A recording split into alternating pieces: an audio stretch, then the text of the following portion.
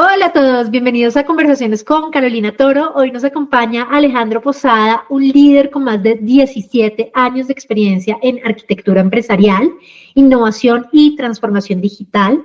Actualmente es el Regional Head of Digital Transformation en Holcim Latinoamérica, donde impulsa la estrategia que busca transformar una de las industrias más tradicionales, la de materiales de construcción, hacia un futuro más digital, sostenible y centrado en las personas. Alejandro ha recorrido sectores tan distintos como la aviación, la tecnología y más recientemente la construcción, siempre con un mismo propósito: usar la tecnología para resolver problemas reales y generar impacto positivo en el mundo. Bienvenido, Alejo. Gracias, Caro, gracias a ti. Gracias por tenerme aquí para esta entrevista. Bueno, empecemos hablando de esto. Has trabajado en sectores muy distintos: aviación, tecnología, construcción. ¿Qué te llevó a dedicar tu carrera a la transformación digital y cuál ha sido tu motivación más profunda en este camino? Bueno, Camilo, yo creo que desde que yo tengo uso de razón, a mí me ha encantado la tecnología. Yo soy ingeniero electrónico de profesión, pero yo desde hace mucho tiempo descubrí que a mí lo que me gusta realmente de este oficio es la parte más, digamos, administrativa de la tecnología y la parte más estratégica, no la parte tan técnica, y enruté mi carrera justamente a eso, a las ventas, a la preventa, a la arquitectura de solución, y en la medida en que fui avanzando, pues tuve cargos ya más de liderazgo de equipos y de innovación digital y de transformación de la experiencia digital del cliente, que es realmente lo que a mí me gusta. Entonces, en ese sentido, esa motivación para mí siempre ha sido un poco entender cómo la tecnología, más que reemplazar a las personas, se vuelve un habilitador de sus capacidades. Y lo que me he dado cuenta es, en estas diferentes industrias en las que he estado, es que los problemas y los retos son muy comunes y rara vez son los retos técnicos, son más los retos de cultura, de cambio de la mentalidad de las personas, de romper ciertas barreras, de pensar diferente, y eso a mí me encanta como reto profesional y es lo que he venido haciendo todos estos años. La industria cementera es parte de una industria que históricamente ha estado muy anclada, pues por su naturaleza, a procesos muy físicos. ¿Qué significa liderar la transformación digital en un contexto así?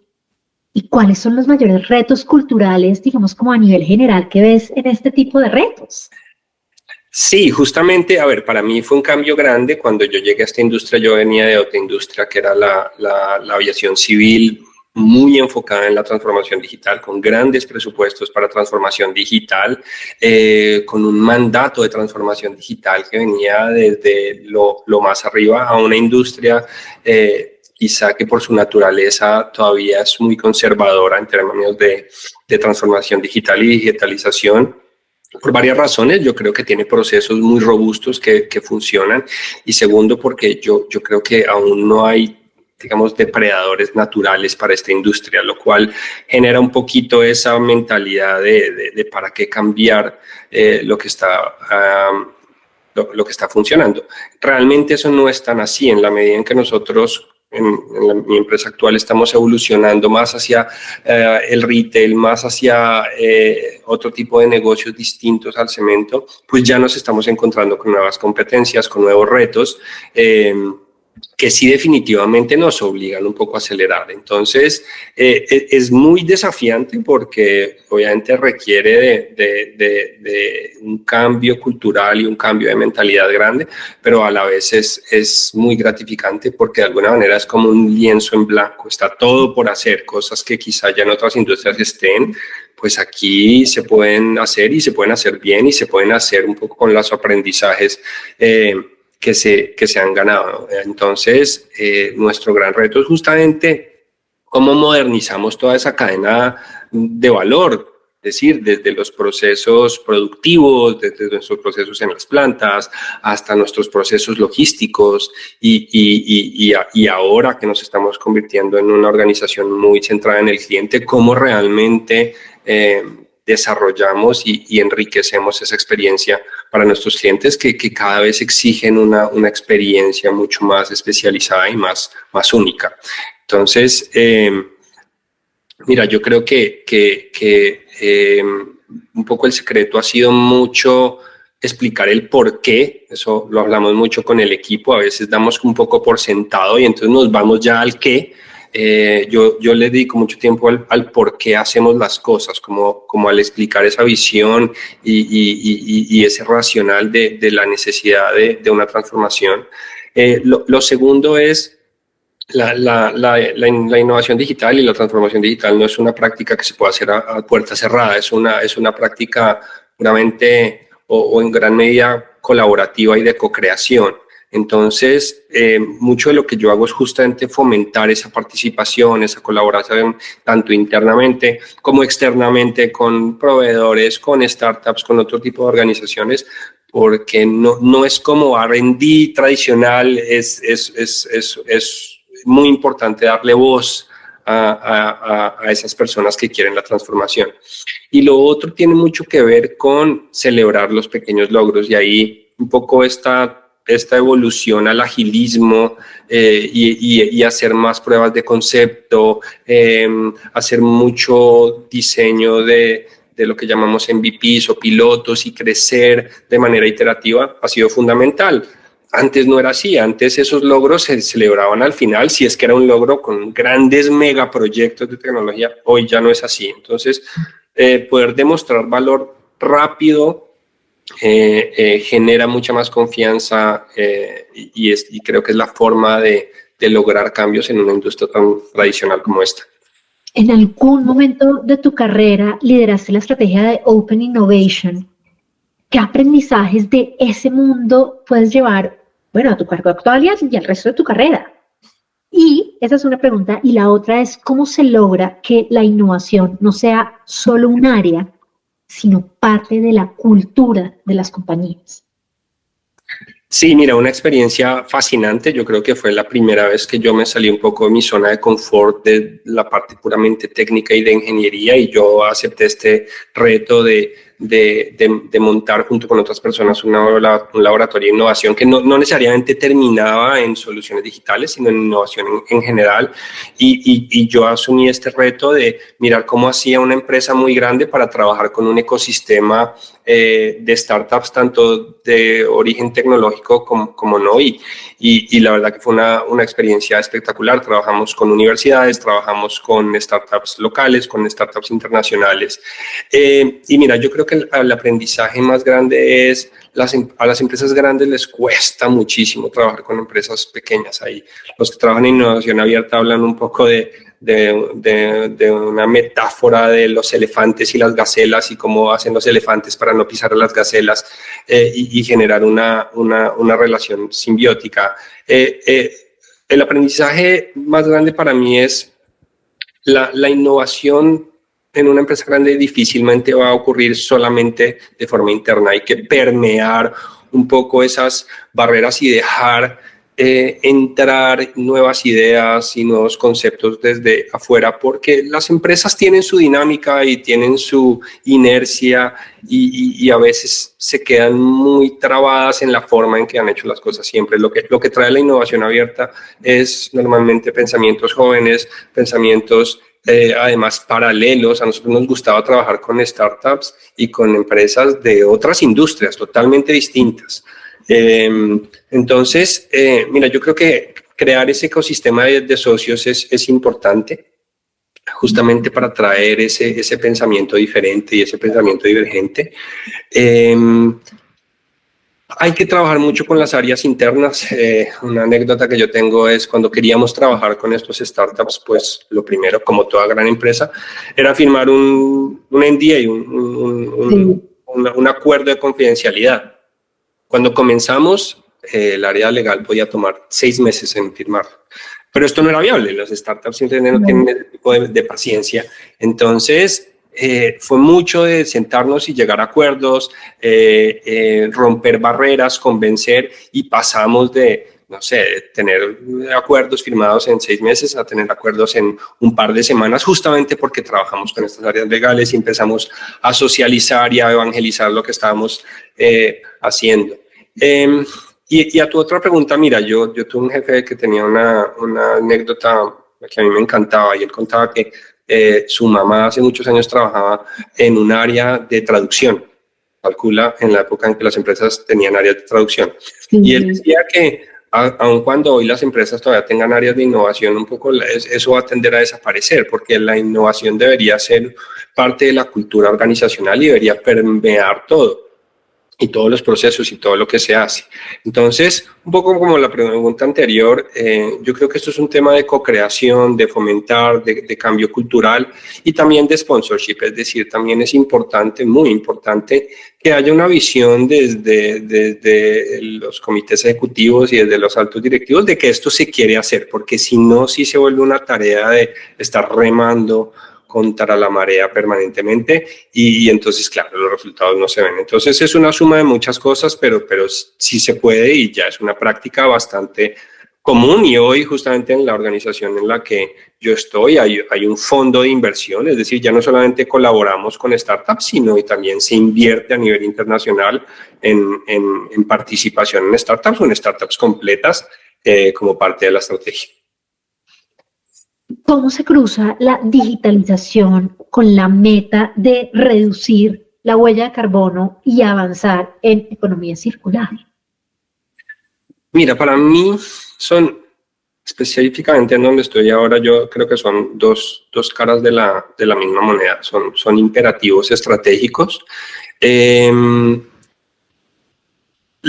Hay ciertas metas de descarbonización y ciertas metas de reducción de huella de carbono que se pueden lograr aún con métodos análogos, pero la realidad, y en organizaciones grandes como donde yo me encuentro actualmente, ya las diferencias se hacen haciendo pequeñas optimizaciones de procesos, analizando mucho la data, ¿sí? Entonces ya hay una frontera en donde seguramente que sí se va a poder seguir disminuyendo la huella de carbono con nuevos materiales, con nuevas mezclas, con nuevos macroprocesos, pero sin duda que un complemento importantísimo va a ser, por ejemplo, la capacidad de capturar información en tiempo real, en las plantas, en los camiones, en las mixers, porque cada cambio, cada optimización que podamos hacer en consumo de combustible, en optimización de las rutas, al final en una escala como la nuestra va a contar. Entonces, es importantísimo. Nosotros hoy tenemos programas de digitalización de nuestra operación industrial, muy orientados a la eficiencia operacional, a la captura de datos en tiempo real, justamente para lo que te comenté, para poder tomar mejores decisiones y llegar a esas metas de descarbonización que tenemos. Muchas veces pensamos en digitalización como procesos y datos, pero ¿qué impacto tiene esto en las personas, en los empleados, en los clientes, las comunidades? ¿Y cómo trabajas para que la transformación pues, sea también humana? Sí, me encanta esa pregunta. Mira, yo utilizo mucho una frase que es muy cliché, pero yo creo ciegamente que sí es así, y más en industrias en donde el reto realmente no es técnico o tecnológico, porque ya de alguna manera la tecnología existe. Y es que la transformación digital es 80% transformación y 20% digital.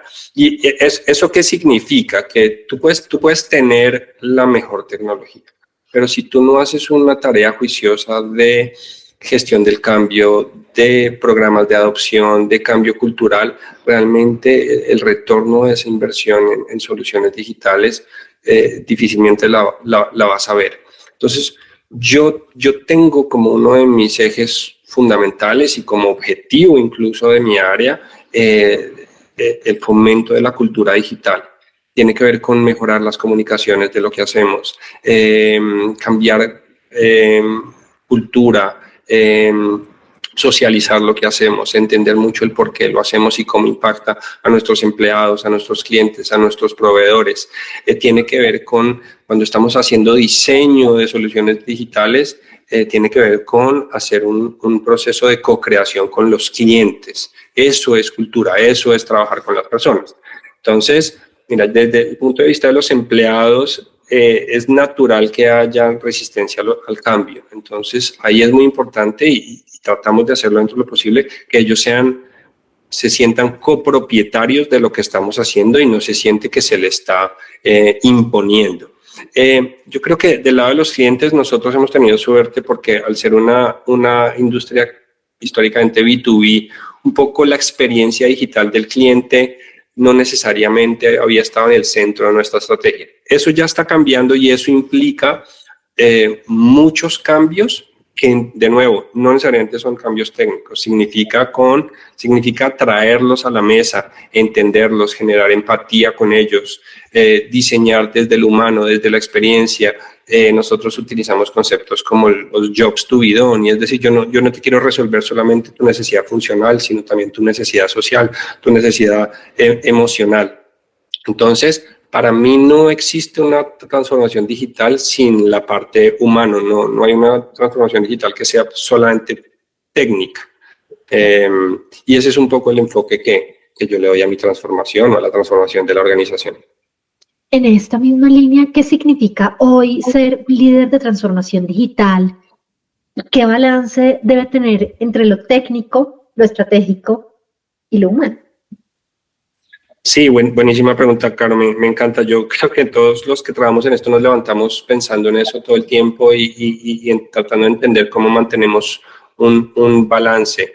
Yo creo que nuestro rol como líder estratégico tiene que ser plantear una visión clara y de largo plazo. Yo creo que muchas organizaciones sufren de que sus líderes tienen visiones que no son muy de largo plazo, son muy de corto o mediano plazo, con mucha predicción por resultados del próximo trimestre. Yo trato de siempre pensar sin quitar un poco la vista en eso, pero sí de plantear una visión inspiradora y optimista del largo plazo, siempre pensando en lo que puedes soñar. En algún momento, en algún curso gerencial en el que estuve, me decían que el rol del gerente es soñar, que luego se logre, pues ahí se verá, pero uno sí tiene que soñar. Desde lo humano, y para mí el pilar más importante es, yo creo que nos tenemos que convertir en los líderes coach, como el líder que se ensucia las manos, que trabaja con el equipo, que da retroalimentación, que inspira. Y algo muy importante en lo que hacemos es, y pasa mucho en las empresas grandes, es ese temor al fallo, al fracaso, que no se puede fallar. Entonces, toca convencer a la organización de que sí se puede, obviamente dentro de unos parámetros, pero que se aprende mucho de fallar. Entonces, bajar esa tolerancia y transmitir ese mensaje de que está bien experimentar y fallar, yo creo que hace maravillas para la moral, para la capacidad de las personas para innovar. Y desde lo técnico, yo creo, pues mira, ya a mi nivel, yo creo que lo más importante es saberse rodear de buenos equipos técnicos. Yo realmente, mi conocimiento técnico ya está mucho más orientado un poco a las grandes arquitecturas, a cómo resolver los grandes problemas. Y como líder, lo más importante, yo creo que es reconocer que lo que uno no sabe. Y yo, pues no me las sé todas. Entonces, yo siempre busco rodearme y empoderar a personas que saben más que yo, y yo estoy rodeado de gente que sabe muchísimo más que yo en muchísimas cosas, y me encanta, aprendo un montón de ellos, y mi trabajo es que trabajen bien y que estén motivados y que tengan una visión clara y que tengan y que yo sea un habilitador para que ellos también crezcan y se formen como nuevos líderes, porque esa es mi visión. Yo creo que la misión de un líder es crear nuevos líderes.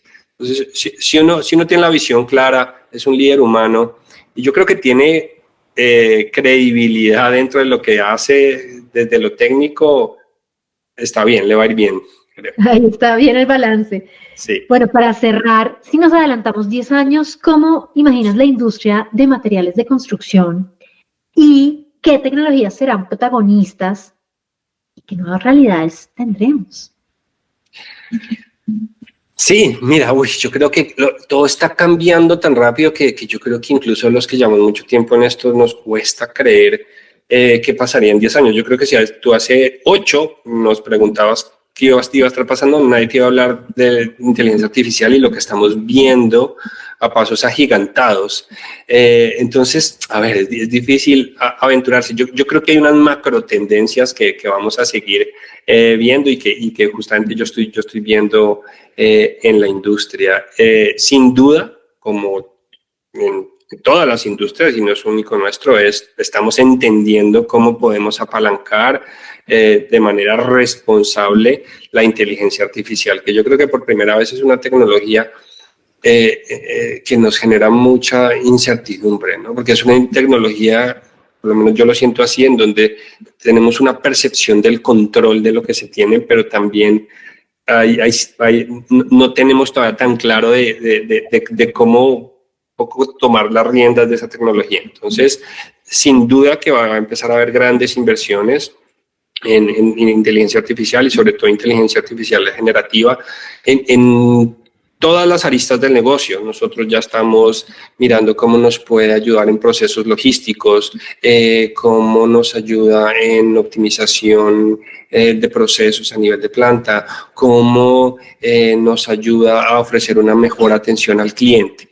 Esto solamente va a tender a mejorarse y a crecer y a afinarse.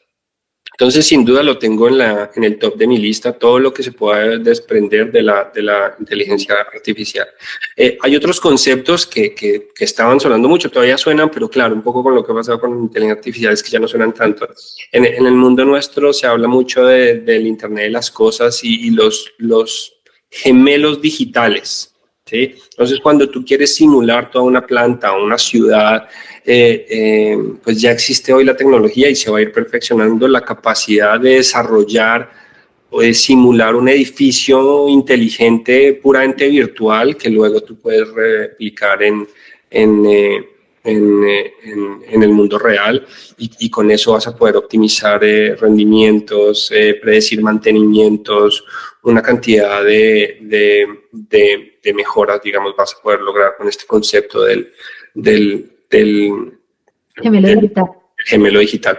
Y otra que es muy cercana a mí porque yo trabajo mucho con el tema de e-commerce y canales digitales es lo que se empieza a conocer como el cliente máquina, ¿sí? Entonces tú por un lado tienes muchas tecnologías para tu e-commerce, para vender, pero del otro lado siempre ha habido una persona que se sienta, que pone sus pedidos.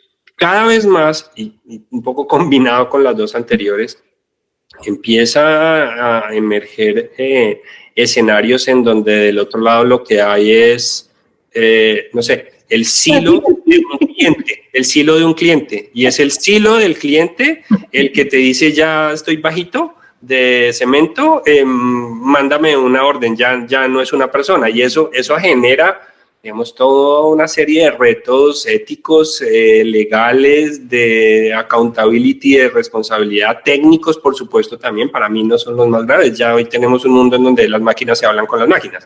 Pero este concepto del cliente-máquina, pues nos va a obligar a que nos adoptemos a escenarios que de pronto hoy ni siquiera tenemos mapeados y, bueno, va a ser interesantísimo. Tengo esas 3, se me ocurren varias más, pero yo creo que esas son las que más nos van a impactar. Bueno, pues Alejo, gracias por el espacio, un gusto conocer tu liderazgo, resalto mucho esa capacidad que tienes de verdad como de lograr un balance que no siempre es fácil. Yo siempre digo que las personas que trabajan en tecnología, y eso parece una redundancia, pero crecen por tecnología, ¿no? Y desapegarse de esos conocimientos, de ese lenguaje, de esa forma de relacionarse, suele ser muy compleja. Resalto mucho como esa visión que tienes, yo la comparto absolutamente, creo que los retos hoy en día no son técnicos, los retos son definitivamente humanos, de cultura, de mucho trabajo como en las personas definitivamente, ¿no? Y de ese trabajo pues que a todos nos está dando este mundo tan acelerado, pues que nos obliga un poco a sacudirnos con todo y lo que nos cuesta a todos en distintas aristas, ¿no? Entonces, bueno, ese balance me parece súper interesante. Muchísimas gracias por compartir tu experiencia. A ti, Caro, por darme este espacio para hablar y para compartir un poco de mi experiencia y de mi visión y bueno, espero que a quien sea que lo vea le sirva y le gusta y me contacte. A mí me encanta tener una red grande y hablar y discutir y bueno, bienvenidas todas las ideas.